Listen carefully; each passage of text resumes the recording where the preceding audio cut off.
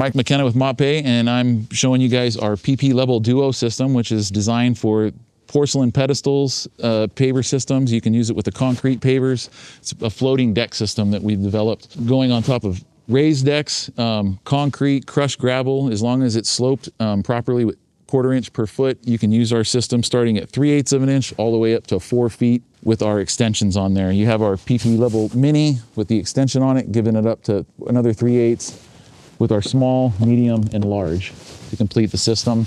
It has a floating head on it that adjusts to the slope of your deck so that you don't have to do any turning with it.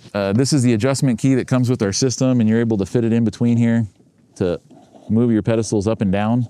And the nice thing is it'll fit in between the grout joints, so you can do adjustments after the fact. If you have some movement in your deck, concrete moves, stump comes in and moves it up, you can come in after and readjust it without having to demo everything out and adjust your system to give you a level floor again.